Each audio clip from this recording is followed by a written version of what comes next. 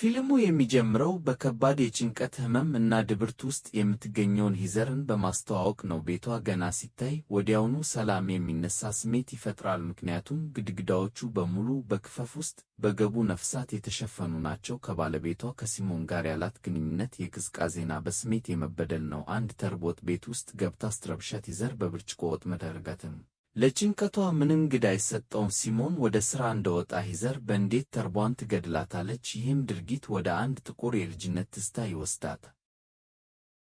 በትምህርት ቤት ዘመኗ የቅርብ ጓደኛዋ ካርላ የተጎዳችን እርግብ ከስቃይዋ አላሳርፋት በሚል ሰበባ በትልቅ ድንጋይ ቀጥቅጣ ስትገድላት ሂዘር በፍርሃት ተመልክታ ነበር። ይህ ክስተት ካርላ ለኃይልና ለጭካኔ ያላትን ዝንባሌ ቀድሞ ያሳያል። በአሁኑ ጊዜ በትዳራቸው መካከል ያለው ውጥረት እየበረታ ይሄዳል። ሲሞን ባዘጋጀው የራት ግብዣ ላይ ጣሪያው ውስጥ ባለው የማያቋርጥ የተርቦች ድምፅ አእምሮዋ የተረበሸው ሂዘር መዶሻ ይዛ ጣሪያውን በመምታት አንድ ትልቅ የተርብ ወለል ላይ ታደርጋለች። እንግዶቹ በፍርሃት ይሸሻሉ። ሲሞንም ምሽቱን ስላበላሸችው በከፍተኛ ንዴት ይወቅሳታል። በዚህ መሃል ነፍሰ ጡር የሆነችውን 4 ልጆችና በዕድሜ በጣም የሚበልጣት ባል ያላትንና በከባድ የገንዘብ ችግር የምትማቀውን ካርላን እንተዋወቃለን። ካርላ የቤት ኪራይ ለመክፈል ከሎጋን ኩ ከተባለ የመስመር ላይ ጓደኛዋ እርዳታ የምትጠባበቅ ሲሆን፣ በምስጢር ደግሞ ከጄምስ ከተባለ ባለሀብት ጋር ለገንዘብ ስትል በሴተኛ አዳሪነት ትገናኛለች። ሂዘር በድንገት ከዓመታት መራራቅ በኋላ ካርላን ታገኘዋለች። በውይይታቸው ወቅት ሂዘር ልጅ መውለድ እንዳልቻለችና ባለቤቷ ሲሞን በመስመር ላይ በሌላ ሴት እየማገጣት እንደሆነ ትገልጻለች። የሚገርመው ግን ያቺ ሌላኛዋ ሴት ሂዘር ራሷ ነበረች። ላለፉት 2 ዓመታት የራሷን ባል በሌላ ስም ስታታልለው ወይም ካትፊሽ ስታደርገው ቆይታለች።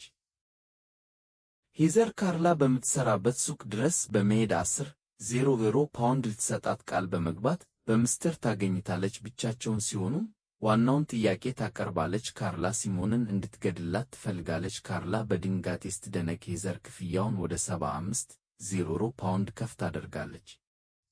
በተጨማሪም ሂዘር የካርላን ምስጢሮች በሙሉ እንደምታውቅ ትገልጻለች። እዚህ ላይ ትልቁ አስደንጋጭ ለውጥ ይፋ ይሆናል። ካርላ ለወራት በስልክ ስታወራው የነበረው ከሎጋን ኩ በእውነቱ ሂዘር ራሷ ነበረች።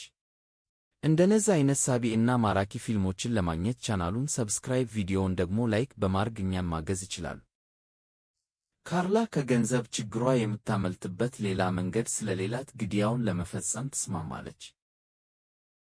ካርላ እቅዱን ለማውጣት ወደ ሂዘር ቤት ትመጣለች። ነገሩ እንደ ከሸፈ ስርቆት እንዲመሰል ትጠቁማለች። ሂዘር ግን በተረጋጋ ሁኔታ ሲሞንን በክፍሎች ቆራርጦ ለውሻ መመገብን ትመክራለች። ይህም ጭካኔ ካርላን በእጅጉ ያስደነግጣታል። በመጨረሻም ሲሞንን አክረው ለመግደል ተስማምተው ሂዘር ፖሊስ ሲመጣ ልታሳየው የሚገባትን የሐሰት የድንጋጤ ምላሽ በተግባር ይለማመዳሉ። ውይይቱ ወደ ልጅነታቸው ይዞራል። እዚህ ላይ ካርላ የድሮ ጓደኛ ብቻ ሳትሆን ሂዘርን በትምህርት ቤት ታሰቃያት የነበረች ጨካኝ በዳይ እንደነበረች መግለጥ ይጀምራል። ካርላ ልትገድለው የሚገባትን ሰው ፎቶ እንድታሳያት ሂዘርን ትጠይቃለች። ፎቶውን ስታይ ግን ደንግጣ ትቀራለች። ሲሞን በእውነቱ ካርላ ለገንዘብ በምስጢር ስትገናኙ የነበረው ከጄምስ የተባለው ሰው ሆኖ ይገኛል።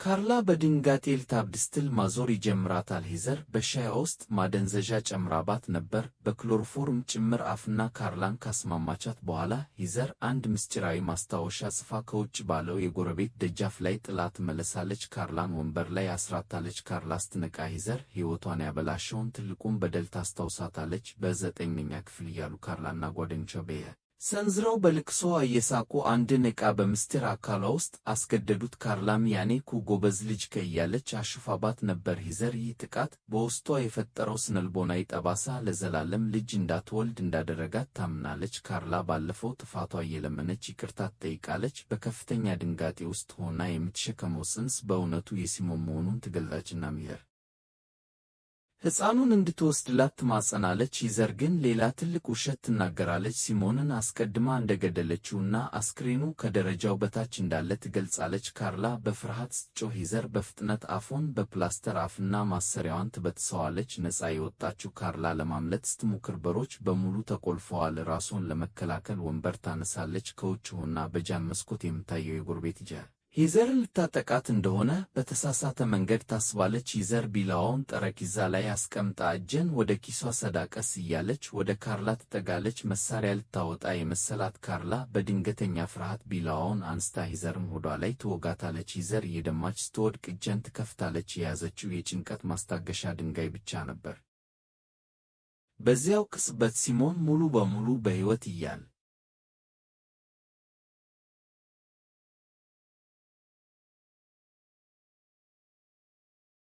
እንደነዚህ አይነት ሳቢ እና ማራኪ ፊልሞችን ለማግኘት ቻናሉን ሰብስክራይብ፣ ቪዲዮውን ደግሞ ላይክ በማድረግ እኛን ማገዝ ይችላሉ።